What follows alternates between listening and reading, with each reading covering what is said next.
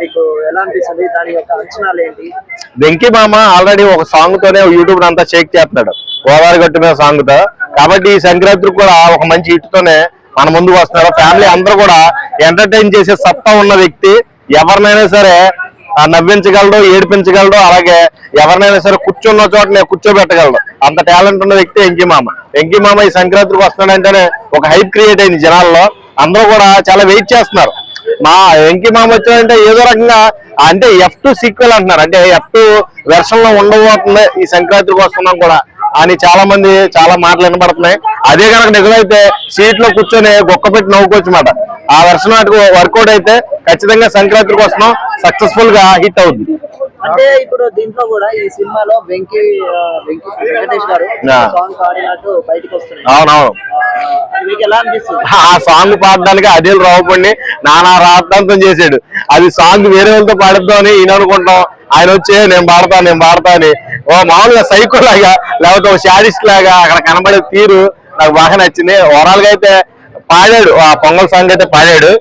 చాలా అంటే చాలా బాగుంది. చాలా మంది హీరోలు పాడారు, బాలయ్య పాడాడు, రామ్ చరణ్ పాడాడు, అలాగే చిరంజీవి పాడాడు, వెంకీ పాడాడు, మన రవితేజ పాడాడు, అందరూ పాడారు, చాలా మంది పాడారు. కాబట్టి పవన్ కళ్యాణ్ గారు పాడారు.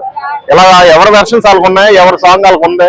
ఈయన కూడా ఒక సాంగ్ ఉండాలని ఈయన కూడా పాడడం. లాంగ్ బ్యాక్ వస్తున్నారు కదా, అంటే మొన్న వచ్చేసి బోల్డ్ కంటెంట్ తో ఒక లాస్ట్ మూవీ వచ్చేసి చాలా బోల్డ్ గా తీశాడు కదా.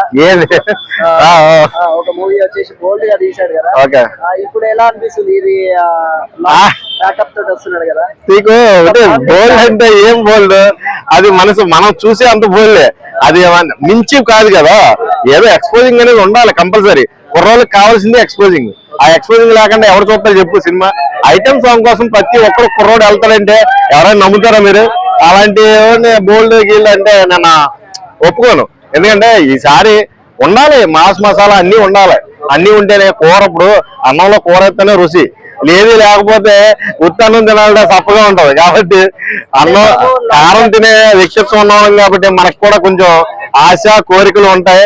ఆ కోరికలు సినిమాల ద్వారా కొంతమంది తీర్చుకుంటారు, అందులో యూత్ ఎక్కువ ఉంటారు, అంతే తేడా. అంటే లాంగ్ బ్యాక్ మనకి ఫ్యామిలీ స్టార్, ఇప్పుడు కూడా ఫ్యామిలీ స్టార్ గా మళ్ళీ వస్తున్నాడు. ఎలా అనిపిస్తుంది? ఈయంతోనే భయం ఇప్పుడు అర్థమైందా? 3 సినిమాల్లో ఈ సినిమాతోనే భయం.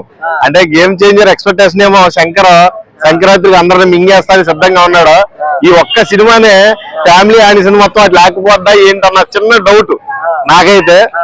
ఏమో వెంకీ మామతో సాధ్యం అవుద్ది. ఇక బాలయ్య వేరే వెర్షన్, అది బాలయ్యకి ఇంకా సపరేట్ ఫ్యాన్ బేస్ ఉంది. సపరేట్ గా ఆయన కోసం సుమోలు లెగిసినా, తొడకొట్టినా, డైలాగ్ చెప్పినా వాళ్ళ ఫ్యాన్స్ సపరేట్ ఉంటారు. కాకపోతే నాకు ఒక్క వెంకీ మామతోనే భయం, అందరిని కలిపేసుకుంటాడు, ఫ్యామిలీ ఒక నెంబర్ లాగా నుంచుంటాడు. కాబట్టి ఆ ఒక్క విషయంలోనే కొంచెం భయంగా ఉంది నాకు. అంటే గేమ్ చేంజర్ లా చూసుకున్నా, తర్వాత మన బాలకృష్ణ సినిమా చూసుకున్నా ఎక్కువ ఉంటాయి. ఈ సంక్రాంతికి వస్తున్నాం అనేది వెంకటేష్ సినిమాకి చాలా న్యాచురల్ గా ఉంటుంది. అంటే ఆడియన్స్ అనేవాళ్ళు ఈ 2 సినిమాలు అదే రియలిస్టిక్ గా తీసేదాన్ని ఎక్కువగా లైక్ చేస్తారు. మనం కూడా చూస్తే సోషల్ మీడియాలో ఎక్కువగా కూడా రియలిస్టిక్ గా మాట్లాడే వాళ్ళు మాటలు గానీ, లేకపోతే వ్లాగర్స్ గానీ, ట్రావెలర్స్ గానీ మనం ఎక్కువగా చూస్తుంటాం ఫోకస్డ్ గా.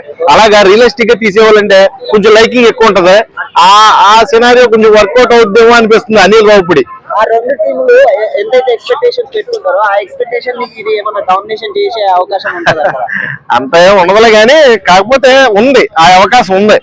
నేను లేదు అని చెప్పలేను, అందుకే కొంచెం భయం ఉంది అనేది. అందుకే నేను ఎక్స్పెక్ట్ చేసిన సినిమా ఏంటి, global star cinema. Ram Charan గారు ఈసారి ఖచ్చితంగా ఒక 2000 కోట్లు కొడతామని పక్కగా ఫిక్స్ అయ్యి ఉన్నా ఈ ట్రైలర్ చూసి.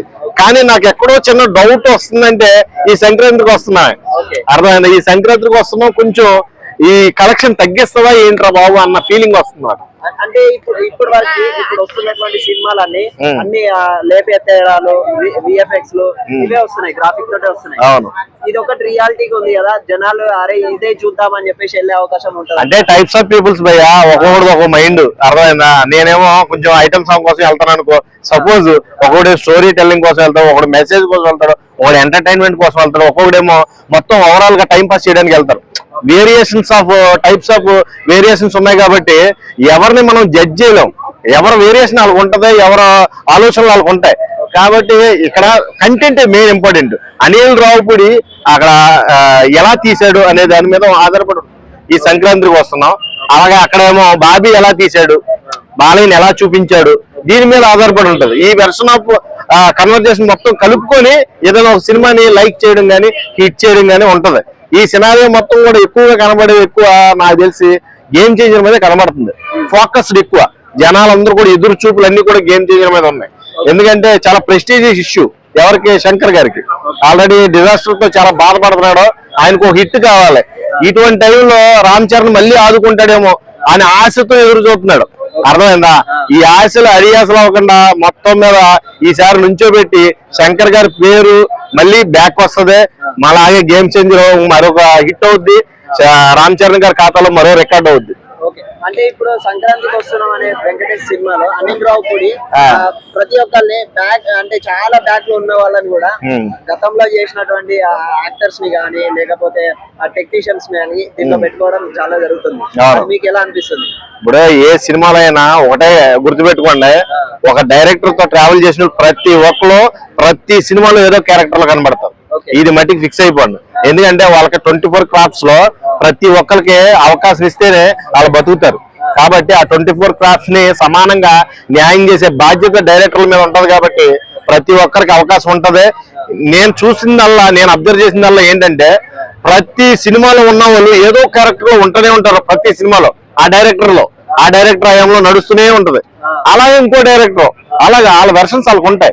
ఎవరిని ఏదో కొత్తగా తీసుకుందామని ప్లానే ఉండదు. ఎవరైనా బాగా బాగున్నాడు వీడి క్యారెక్టర్ అయితే సరిపోతాడు అనుకున్నామని తీసుకొస్తారు. చెప్తే మాక్సిమం ప్రతి సినిమాలో కనబడిన క్యారెక్టరైజేషన్స్ కనబడతాయి. అంటే క్యారెక్టరైజేషన్ మారుతాయి, ప్రతి సినిమాలో ఉన్న మనుషులే కనబడతారు ఖచ్చితంగా. కాబట్టి ఆ సినిమాలో అందరూ ఆలోచిస్తారు. కాబట్టి ఎంత కలెక్షన్స్ ఎంత ఏంటి గేమ్ చేద్దా సంక్రాంతికి వస్తున్నాం డాకు మహారాజ్ ఇవన్నీ నేను ఎక్స్పెక్ట్ చేయలేను. ఎందుకంటే ఒక తిమింగలం ఉన్నాడు డైరెక్టర్ లిస్ట్ లోనే తిమింగలం ఆయన శంకర్ సునామీ ముందు మరి ఈ కలెక్షన్స్ ఎంత వస్తాయి అనేది నేను ప్రెడిక్ట్ చేయలేను. అన్ప్రెడిక్టబుల్. Okay, thank you.